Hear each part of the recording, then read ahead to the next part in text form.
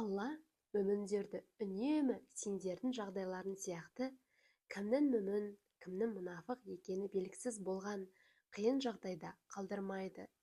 Түбінде таза мен ластың, ақ пен қараның, мүмін мен мұнафықтың ара-жігін ажыратады.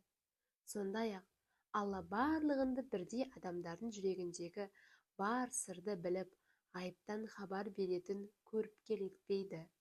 Алайда ол пайғамбарларының арасынан қалағанын таңдап алып, оларға өзі қалаған деңгейде ғайыпты һәм адамдардың жүрегіндегі сырларды білетін ерекше қабілет береді. Ендеше Аллаға және пайғамбарларына иман келтіріңдер. Егер шынымен иман келтіріп, Аллаға қарсы келуден сақтанып, тақуалық шеңберінде өмір сүретін болсаңдар, сендер үшін көз көріп құлақ естімеген, ешкімнің ойына да кіріп шықпаған үлкен сый-сияпат бар. Алла пақыр, біз баймыз деп айтқандарының сөзін Алла естіді. Біз олардың айтқанын және пайғамбарларды нақақтан нақақ өлтіргенін жазып қоямыз. Һәм о дүниеде оларға тозақ отының күйдіретін азабын тартыңдар деп айтамыз. Міне, бұл азап өз қолдарымен келген күнәларының қарымы. Алла құлдарына әлде қиянат, әділетсіздік жасамайды.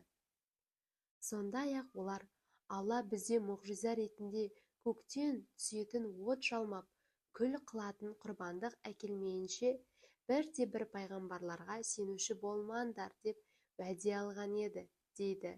Ендеше оларға: сендерге менен бұрын көптеген пайғамбарлар айқын дәлелдермен, анық мұғжизалармен қатар өздерінің айтқан құрбанды да әкелген еді. Егер айтқандарың рас болса, оларды неге нақақтан нақақ өлтірдіңдер деп айт. Уа Мұхаммед, егер олар саған өтірікшісің деп өзіңе де сөзіңе де сенбесе, еш мұңайма. Шүбәсіз сенен бұрын да талай пайғамбарлар өтірікшіге баланған еді. Олар да қауымдарына өздерінің хақ пайғамбарлар екенін көрсететін ап-айқын дәлелдермен, көпек көрінеу мұғжизалармен, өсиетке толы иләһи парақтармен және Таурат пен Інжіл сынды адамдардың көкірегіне иман нұрын ұялатып, жолдарын жарық түсіретін нұрлы кітаптармен келген болатын. Әрбір тірі жан бір күні өлімнің дәмін міндетті түрде татады. Қиямет күні бұл дүниеде істеген істерінің қарымын толық аласыңдар. Кімде-кім тозақтан аулақ әкетіліп жұмаққа кірсе, зор жетістікке һәм мақсат мұраттарына жеткені. Біліп қойыңдар, бұл дүниенің тіршілігі алдамшы, қызықтан, жалған, бұйым боқшадан басқа түк те емес. Ендеше уа мүміндер, шүбәсіз сендер мал мүліктеріңе һәм жан тәндеріңе қатысты түрлі сынақтарға душар боласыңдар. Сондай-ақ өздерінен бұрын иләһи кітап берілгендерден және Аллаға серік қосқандардан көңілдеріңе тиетін талай сөз естисіңдер. Егер соның бәріне сабырлылық танытсаңдар һәм Аллаға қарсы келуден сақтанып, тақуалық шеңберінде өмір сүрсеңдер, міне сол асқан табандылық пен ерекше күш-жігер талап ететін сауабы мол зор істердің бірі. Кезінде Алла кітап иелерінен кітаптағы ақиқаттарды, әсіресе Алланың соңғы елшісі жайлы маңызды мәліметтерді ел-жұртқа ашық айтып жеткізетін боласыңдар һәм ондағы ақиқаттарды жасырмайсыңдар деп уәде алған еді. Алайда олар мұны қаперлеріне ілмей, бірден былай ысырып қойып, оны мал дүние шен-шектеп, атақ абырой сынды болмашы бағаға сатып жіберді. Расында олардың бұл саудасы қандай жаман әрі зиянды десеңші. Жағымсыз істері мен қолдарына тиген болмашы бұйым боқшаға мәз болғандарды һәм қолдарының ұшы тимеген істерді иемденіп, өздері атқарғандай мақтау естігенді қалайтындарды онады деп ойлама. сондай-ақ оларды азаптан құтылады деп те ойлама. Олар үшін жан түзгісіз азап бар. Күллі аспан әлеміндегі және жердегі бар мүлік пен бар билік те бір Аллаға тиесілі. Алла барлық нәрсеге құдіретті.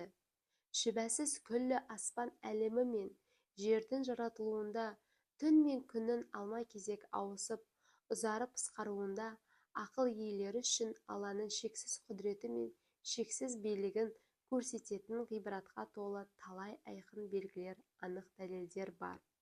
Олар тікесінен тік тұрып отырып та, бір бүйірлеп жантайып жатып та, үнемі Алланы еске алады, һәм күллі аспан әлемі мен жердің жаратылысына терең ой жүгіртіп, «Уа Раббымыз, сен мұны бекерге мақсатсыз жаратпадың. Сен мақсатсыз, мәнсіз іс істеуден аулақсың. Бізді тозақ отынан сақтай көр. Уа Раббымыз, сен кімді тозаққа тастасаң, шүбәсіз оны қор қылғанын. Күпірлікте табандап өз-өзінің обалына қалған залымдарын өздерін Алланың азабынан қағатын бірде-бір медеткері жоқ. Уа Раббымыз, расында біз Раббыларыңа иман келтіріңдер деп иманға шақырған ақиқат жаршысын естідік және естіген бойда оған құлақ асып иман келтірдік. Уа Раббымыз, біздің күнәларымызды кешіре көр, кінә-қателіктерімізді амал дәптерімізден өшіре көр және бізді дүние салғаннан кейін өзіңе жақын болған ізгі әрі кемел мүміндердің қатарына қосқайсың. Уа Раббымыз, бізге пайғамбарлардың арқылы уәде етіп беремін деген сый-сияпатыңды, жұмақ пен дидарыңды, жамалыңды көру нығметі нәсіп еткейсің. Сондай-ақ қиямет күні бізді жерге қарата көрме, шүбәсіз сен уәдеңнен әсте таймайсың деп жалбарынады. Тыңдағандарыңызға рахмет. Каналға тіркеліп қойсаңыздар болады. Жаңа сүре, аяттар шыққан кезде ең бірінші сіздер біліп отырасыздар, ең бірінші сауапты сіздер алып отырасыздар.